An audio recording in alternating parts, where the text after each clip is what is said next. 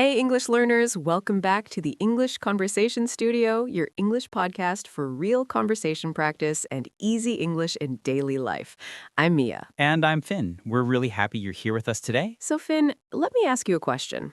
When was the last time you sat down at a desk, opened a heavy textbook, and felt truly happy?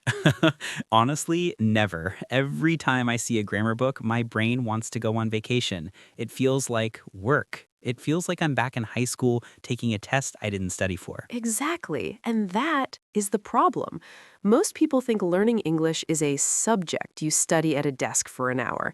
But then, as soon as they stand up, they stop using English. It's like a light switch. Desk on equals English on. Desk off equals English off. Precisely. But today, we want to show you how to break that switch. We want to talk about how to turn your whole life, your phone, your kitchen, your commute, into a language lab. I love that. No more boring desks. We're talking about micro-immersion. If you feel like you have no time to study or if you're tired of boring exercises, today's episode is going to change your world. So, Finn, let's start with the most important tool we all have. It's probably in your hand or your pocket right now. My phone? Your phone. Most people have their phones set to their native language. But think about it. How many times a day do you look at your phone? Probably 100 times, maybe more if I'm honest. Exactly. So, step one of the lifestyle method is change your digital environment. Switch your phone's language to English. Whoa, Mia, that sounds scary. What if I can't find my settings again? What if I accidentally delete all my photos because I didn't understand the word cancel? That's a common fear. But think about it. You already know where everything is. You know the icon for settings. You know where the send button is. By switching to English, you're forcing your brain to see English words in a real functional way. That's true. It's not a test, it's just living. I actually tried this last week, Mia. I changed my GPS, my Google Maps, to English. And did you get lost? A little bit. The voice said, take the second exit at the roundabout, and I was so busy trying to remember what a roundabout was that I drove straight past it. But you know what? I will never, ever forget the word roundabout now. That's a perfect example. That's intentional learning.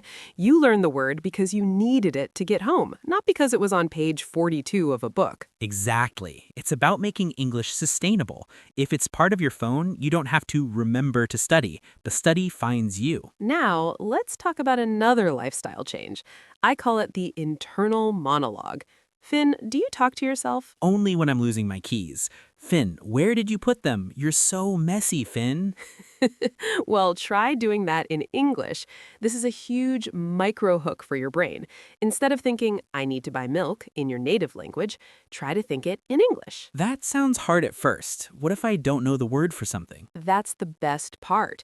If you're standing in the supermarket and you think, I need that yellow thing for the salad, and you realize you don't know the word corn, that's a gap. A gap? Yes, a gap in your knowledge. When you find a gap in real life, your brain becomes very curious. You'll look it up on your phone, see the word corn, and because you were actually in the store, the word sticks like glue. I like that. It's like being a detective in your own life. You're looking for the missing pieces of your English. Exactly. And this leads to my favorite hypothetical situation. Imagine you are at a coffee shop, Finn. You're waiting in line. What do most people do? They scroll through social media and look at pictures of cats. Right. But instead, try eavesdropping. Eavesdropping? Isn't that a bit rude? Well, don't be obvious about it, but listen to the people around you if they are speaking English, or if they aren't, imagine how they would say things in English. Look at the menu. How would you order that fancy latte with extra foam in English? I'd like a large latte with extra foam, please, and don't forget the cinnamon. Perfect. You just practiced a real-life conversation in your head while waiting for coffee. You didn't need a desk. You didn't need a teacher. You just squeezed in a minute of practice. This really changes the feeling of learning. It's not studying, it's just observing. But what about people who feel like they are stuck on a plateau, you know? They can do basic things, but they can't have a deep conversation. That's when you need to tweak your input. Most people watch movies with subtitles in their native language. Finn, what do you think about that? I think it's a trap. Your eyes just read the subtitles and your ears turn off. Your brain drifts off because it knows it doesn't have to work. Exactly.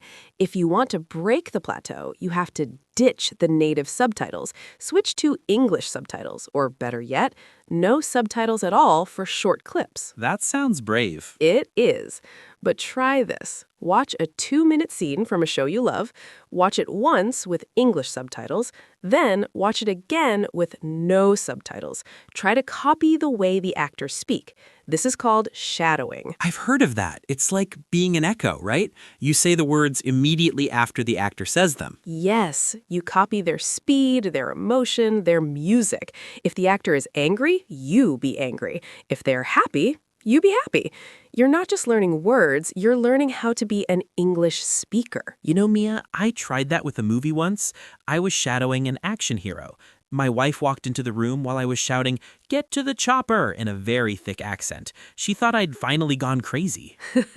But I bet your pronunciation of chopper was excellent. It was, and that's the point. It was fun. It didn't feel like a chore, and because it was fun, I wanted to do it again the next day. And that's the secret, Finn. Rome was not built in a day. You don't become fluent by suffering for 5 hours. You become fluent by having fun for 15 minutes every single day. This is great. Let's do a quick word tour of the vocabulary we've used so far. These are words our listeners can use to talk about their new lifestyle method. I'll start with intentional. Finn, what does it mean to you? It means doing things with a goal, like changing your phone to English. You aren't just looking at your phone, you're intentionally practicing. Example, I am being intentional with my social media by following English-speaking creators. My turn. Sustainable. Mia, how do you explain this? It's a habit that is easy to keep. It's not a marathon. It's a walk in the park. Example, shadowing for 5 minutes a day is a sustainable way to improve your accent. Next is plateau. That flat part of the mountain. You're working, but you don't feel like you're going up. Example, I hit a plateau with my vocabulary, so I started reading English comic books to learn more slang. Tweak. A tiny, small change, not a revolution, just an adjustment. Example, I tweaked my morning routine. Now I listen to a 5-minute podcast while I make my bed. Next is ditch. To throw away something that isn't working. Example, I ditched my boring grammar app because it was making me hate English. Rome was not built in a day. An idiom that means be patient. Big results take time. Example, my listening skills are still improving. I have to remind myself that Rome was not built in a day. Squeeze in. To find a tiny space for something in a busy day. Example, I managed to squeeze in a quick English conversation with myself while I was stuck in traffic. And finally, drift off. When your mind wanders away because you're bored or confused. Example, the movie was too difficult, so I started to drift off after the first 10 minutes. Finn, I really think this lifestyle method is the key. It removes the pressure. It removes the guilt. I agree. When you stop studying and start living, English becomes a friend, not a boss. You don't have to be perfect. You just have to be curious. So our summary for today is this. Change your digital world, talk to yourself in your head, and eavesdrop on the world around you. And don't be afraid to sound a little crazy. Shadowing your favorite actors is the fastest way to get a great accent. Exactly. So here is our open-ended question for all of you listening. What is one thing in your house or on your phone that you can change to English right now? Is it your phone settings, your microwave, your shopping list? Tell us in the comments. We want to see how you are turning your life into a language lab. And if you liked this episode, please hit that like button and subscribe to the English Conversation Studio. Your support helps us keep making these cozy English lessons for you. We believe in you. You don't need a desk, you just need to keep going, one roundabout at a time. Well said, Finn. This is Mia. And this is Finn. Thanks for listening. We'll see you in the next episode. Bye-bye. Bye.